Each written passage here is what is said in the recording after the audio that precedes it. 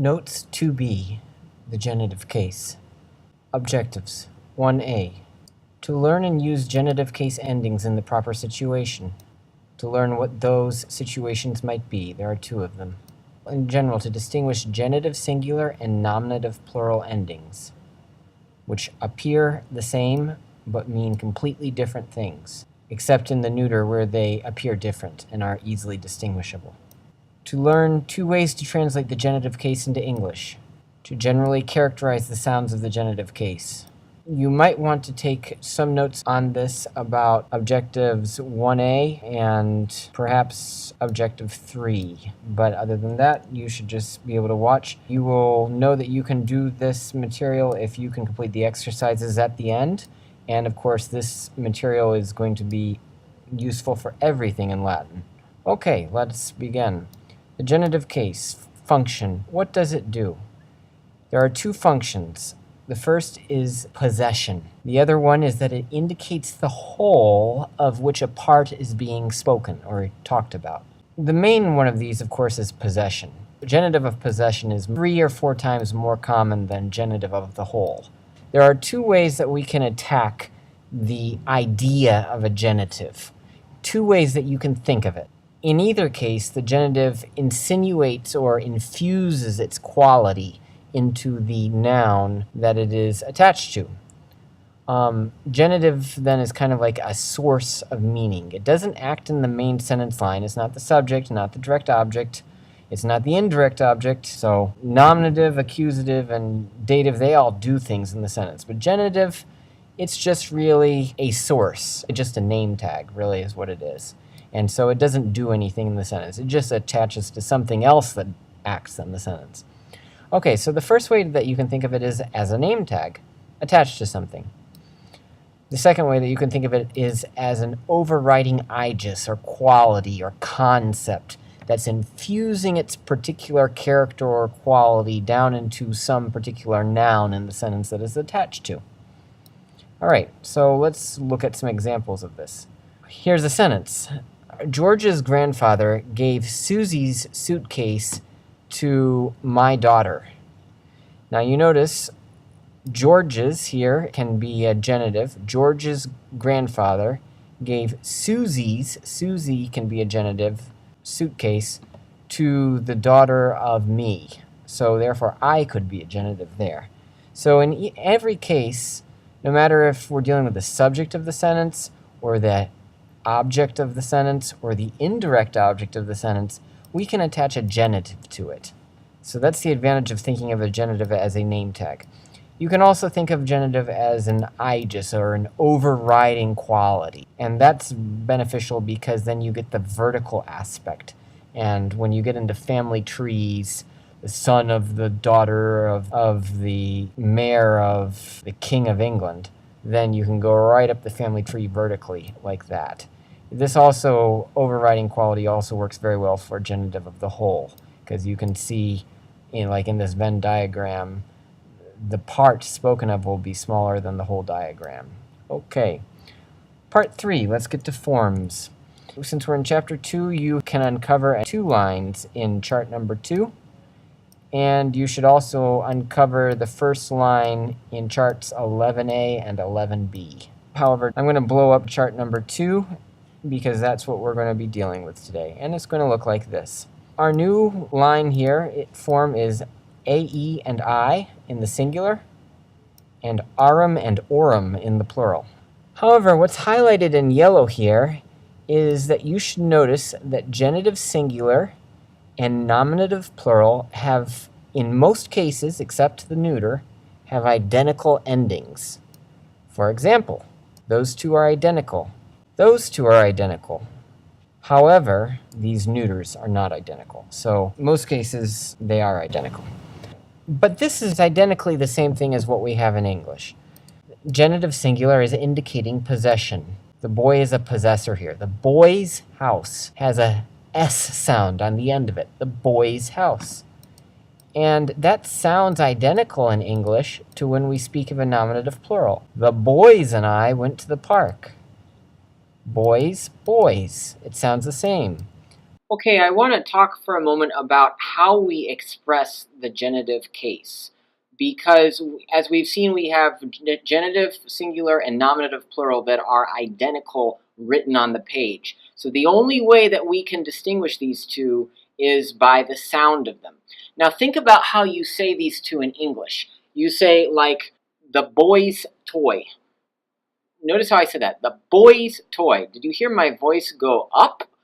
Boy's toy.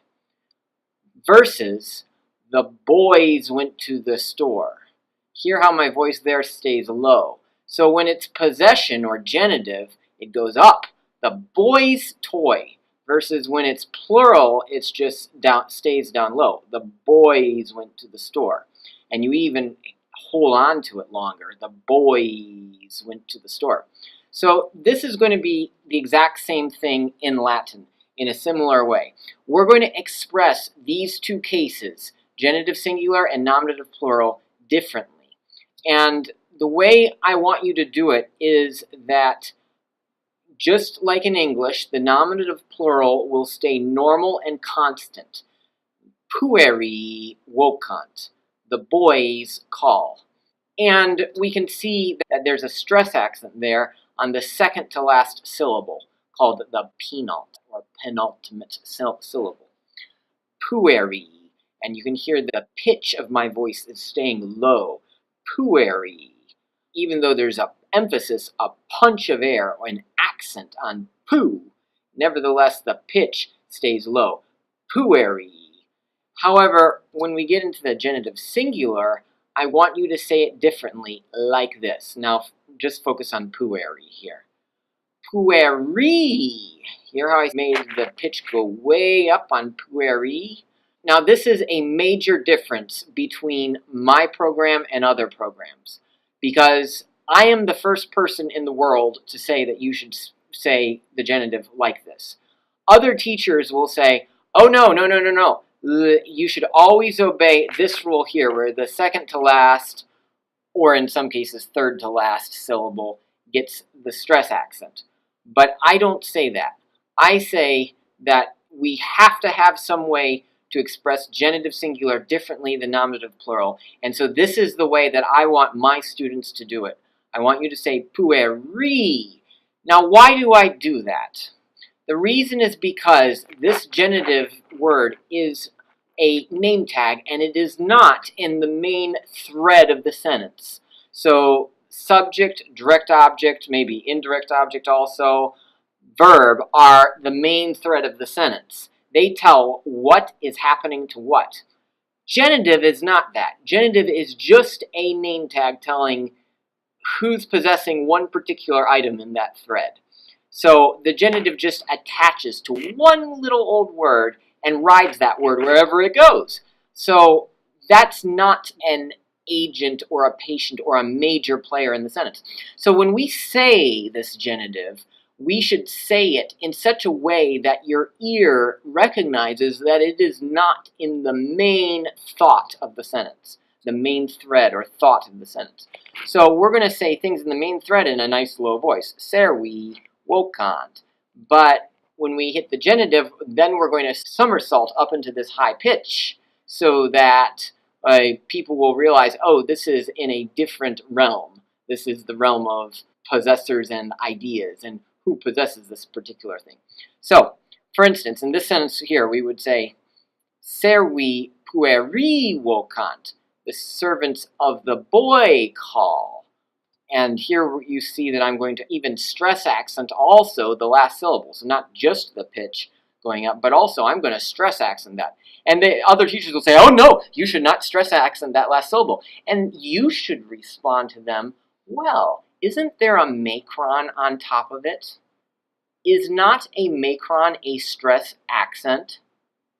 You know, when you say pueri, you cannot hold on to that for a length of 2 without putting a certain amount of punch emphasis into it. So obviously there's a stress accent here. Other teachers won't acknowledge this. But okay, so this is how you're going to say it. Servi pueri vocant. The servants of the boy call. Now, also it might be arranged like this. Pueri servi vocant. the boy's servants call. In fact, this is much more common to have the genitive first. So if you say it my way, then you will have no trouble figuring out the role that each of these two words plays in the sentence. Pueri, with its high pitch, is possession. Servi is something important in the sentence. So that's the function of each one, and you will be able to tell the function by ear if you say it correctly. So always, always, always, forever and ever, amen, I'm going to want you to say genitive case words with a higher pitch on the personal ending.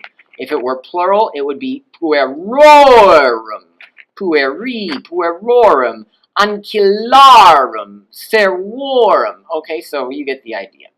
And you are going to hear this in the multimedia flashcards on Quizlet. Each flashcard there has a sentence exemplifying that flashcard's word. And in that sentence, if you hear me go up into a high pitch, then you'll know, oh, that's a genitive. So get into the habit of recognizing and saying these genitives in a high pitch. And this is going to enormously make your experience with Latin easier.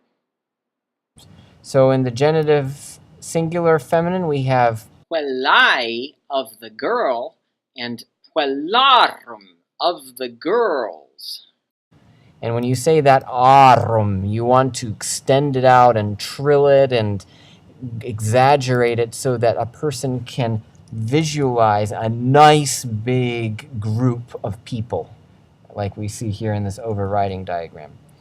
Okay, and then pueri of the boy and oppidi of the town.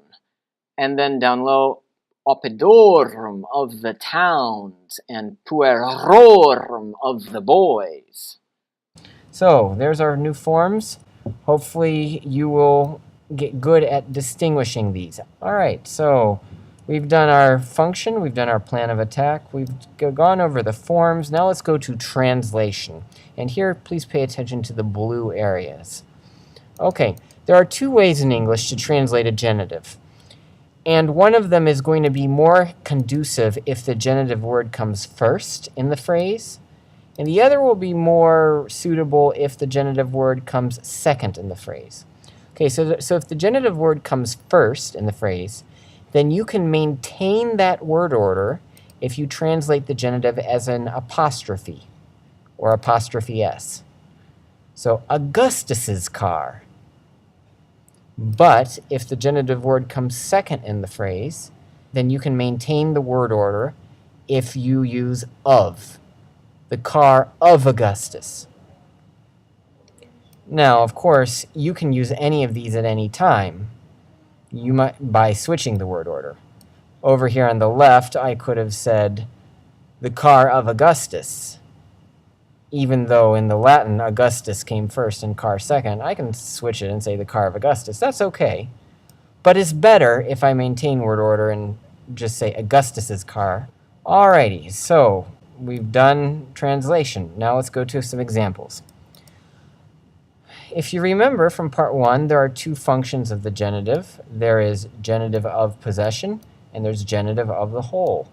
Well, first let's cover genitive of possession. So far, we've learned in the previous video one way to indicate possession, with a possessive adjective like meus. And that possessive adjective has nothing to do with genitive necessarily. It's usually in the very same case as the noun that it's attached to. So the noun is nominative, the possessive adjective will be in the same case. Stilus est meus, or we could just say stilus meus, my pencil. A pencil, you think of a pencil and then think of a name tag on it, mine. All right. But now we have down here in part 2 a new way to indicate possession using a genitive. Domus Corneliae. Domus means house. The house of Cornelia, or Cornelia's house. So you can use apostrophe s or of. And all right, we can think of it as a house, Cornelia's house. Think of it with a name tag. Or we can think of it in a overriding quality form. Cornelia up here is possessing her house. And then the other function is genitive of the whole, and this is something new. So if we have a word indicating a number or a part, like trace, 3, or some, or most, or even a part, then we can follow it up with a genitive. 3 of the men, some of the men, most of the men, part of the men. And what you want to do is visualize the total group as being above, being the genitive, and the part as being below it, kind of smaller. Notice how the bigger group casts its shadow and makes a wider Venn diagram than the part down below. Trace virorum. 3 of the men. Now this one you cannot say the men's 3. That doesn't make any sense. You have to use of to translate genitive of the whole. You can't use apostrophe s. It just doesn't work. Okay, so hopefully you have learned genitive sufficiently well that you can do these exercises. You may want to stop the tape and attempt them. Notice in yellow, however, that you have not learned the genitive of the third declension, so you will not be able to do these probably. But if you're smart, you might be able to figure them out. It's kind of simple. But I have not introduced those forms, so you won't need them. In a few seconds, I'll forward down to the answers, and then I'll go back and explain everything. So go ahead and start. There are 2 possible answers for question 18, although the first one is better, is more likely. Ancillai filius. Ancillai is genitive, the slave girl's son. Filius meus, son my. Filia mariti mei. Daughter of my husband. There was a phrase. That was a phrase. So they went together. They matched. In the past, I often indicated that with a dash. Servus matris et patris. The servant of mom and dad. There's your genitive, but you haven't met that form yet. Filii pater. The son's father. Mater filiae. Mother of the daughter. Frater sororis. Brother of the sister. Soror fratris. Sister of the brother. Uxor mariti sui. Wife of her husband. Now, it's more likely that it would be her husband since we already are talking about someone in the sentence. But if there was some other guy earlier in the story, then it might be wife of his husband. No, probably not. They did not have... Well, actually, Nero did marry a guy. So that might make some sense in the ancient world. I don't know. Vir in oppito Italiae. A man in the town of Italy. Now, 3, it might be a man of Italy in the town, because you can throw things and move things around anywhere. But puellarum puerorum que pater, the girls and boys' father. Romae regina. Rome's queen. Feminae suae mater. His or her or woman's mother. Meorum pater puerorum. Okay, so here we're having a split. This is called a chiasm. Well, really, it's just a ABA word order. Father of my boys, or my boys' father. Down here in 15, we've done the same thing. I've just taken out the little line. Feminae mater meae. The mother of my woman. Now, when you say this, you want to say the 2 matching endings in the same tone of voice. Down in 16. Vir oppidi tuus. Your man of the town. Mariti ancilla mei. Okay, well, we've got a subject, so this has to be a possessor. My husband's slave girl, or the slave girl of my husband. And then down here we have 2 endings that can do duty either as a genitive singular or as a nominative plural. So it could be, if weary is genitive singular, it could be the great man's slave girls. Viri ancillae magni. Or if weary is nominative plural, it could be the slave girls, where she's genitive, great men. Weary ankilai magni. All right, so there we go. Hope you've enjoyed the genitive case. Let's go back and see if we handled our objectives. To learn and use genitive endings in the proper situation. So the proper situations are either possession or indication of a whole. To learn what that situation is, well, possession or indication of a whole. To distinguish genitive singular and nominative plural, no matter whether it's feminine or masculine. Of course, you don't need to distinguish them in the neuter. To learn two ways to translate the genitive case, apostrophe s or of. To generally characterize the sounds of the genitive. They have a high pitch. Unlike the nominative plural, which has a lower, more constant pitch. So, hopefully you are fully prepared to encounter the genitives in your readings and to write them in your writable stories. Walete!